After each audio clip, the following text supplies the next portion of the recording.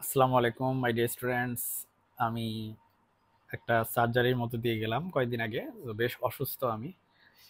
So আমি কোনো পড়াশোনার ভিডিও করতে পারতেছি না, বাট আমি সিদ্ধান্ত নিলাম যে তোমাদের সাথে একটা ব্যাপার আমি একটু শেয়ার করব। আমি আমার কলেজ লাইফে পড়াশোনার ক্ষেত্রে একটা ট্রিক্স ফলো করতাম। তোমরা জানো যে কলেজের পড়াশোনা অনেক হিউজ পড়াশোনা, অনেক ডিটেলস পড়াশোনা, অনেক অনেক পড়াশোনা। এর মাঝখানে তোমাকে পড়ায় মনোযোগ সবসময় ধরে রাখা কোনোভাবেই সম্ভব না, রাইট? কারো পক্ষে সবসময় পড়ায় মনোযোগ ধরে রাখা সম্ভব হয় না। তো তোমরা জানো যে আমি নটরডেম কলেজে পড়েছি এবং সেখানে আমাকে কিন্তু যাতায়াতের জন্য প্রতিদিন অনেক সময় ব্যয় করতে হতো। এবং বেশ সময় আমি ব্যয় করার কারণে আমি আসলে পড়াশোনার জন্য বাসায় এসে সময় খুব কমই পেতাম। তারপর প্র্যাকটিক্যাল লেখার অনেক চাপ থাকতো। আর সো এই সব কিছু মিলিয়ে আমি পড়াশোনার পিছিয়ে পড়তে থাকলাম। আমি যেটা করলাম যে আমি আ যখন ধরো যে রাতের বেলা এসে পড়াশোনা শুরু করছি, আমি সারাদিন কলেজ করে এসে জার্নি করে এত হিউজ পরিমাণ জ্যাম ঠেলে এসে আ যখন পড়াশোনা করতে বসবো তখন দেখা যাচ্ছে আমার ঘুম চলে আসতেছে। ঠিক আছে? সো এই যে পরিস্থিতি, এই যে ঘুম চলে আসে, এই যে পড়তে ইচ্ছা করে না তখন।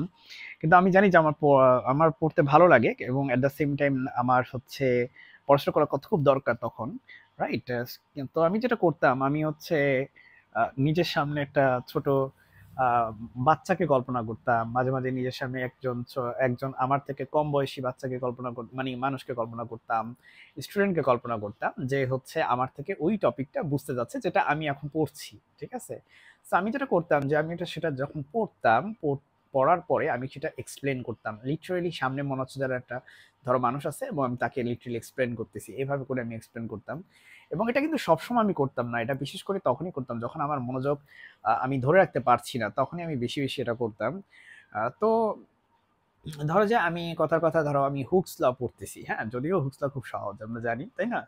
তো হুকস ল হচ্ছে কি স্থিতিস্থাপক সীমার মধ্যে পীড়ন এবং বিকৃতি হচ্ছে পরস্পর সমানুপাতিক, তাই না?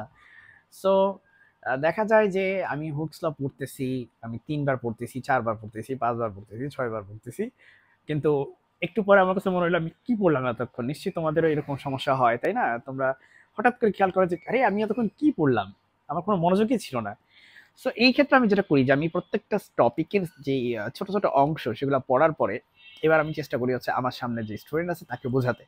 সো আমি ওকে এখন বোঝাই যে, ওকে শোনো হুকস ল হচ্ছে কি? হুকস ল এর ক্ষেত্রে হচ্ছে স্থিতিস্থাপক সীমার মধ্যে কাজ করে হুকস ল, ওকে? এবং দেখো হুকস ল এর ক্ষেত্রে পীড়ন এটা হচ্ছে বিকৃতির সমানুপাতিক হতে হবে। বুঝতে পারছো আমার কথা? হ্যাঁ? এভাবে করে আমি হচ্ছে বোঝাতাম এবং আ আমার আব্বু একসময় মানে অন্য রুম থেকে এসে বলত যে, "কি ব্যাপার তুই কার সাথে কথা বলতেছিস?" আমি বললাম যে, "না কারো সাথে কথা বলতেছি না। আমি জাস্ট হচ্ছে মানে পড়াটা রিপিট করতেছি।" আমরা পাগল-টাগল ভাবতেছিল হয়তো আমার আব্বু যে, "কার সাথে কথা বলতেছে? কারে বুঝাইতেছে এখানে দেয়ালের দিকে তাকায়া, চেয়ারের দিকে তাকায়া একটা কাল্পনিক ইয়া।" সো আমি যখন ইউনিভার্সিটিতে উঠছি তখন আমি আ একটা ভিডিও দেখলাম যেখানে দেখলাম যে এটা আসলে ফাইনম্যান টেকনিক। রিচার্ড ফাইনম্যান যিনি হচ্ছে nano technology sorry nano science এর হচ্ছে যাকে জনক বলা হয়। উনি দেখলাম যে উনি এই প্রসেসটা ফলো করতেন। হ্যাঁ, সর্ট অফ অনেকটা এরকম টাইপের একটা প্রসেস ফলো করতেন উনি। এবং এটা ওয়ার্লড ওয়াইড ফাইনম্যান টেকনিক নামে পরিচিত যেটা আমি না জেনেই হচ্ছে ইউজ করতাম এবং এটা আমার ক্ষেত্রে কলেজ লাইফে অনেক, অনেক হেল্প করছে।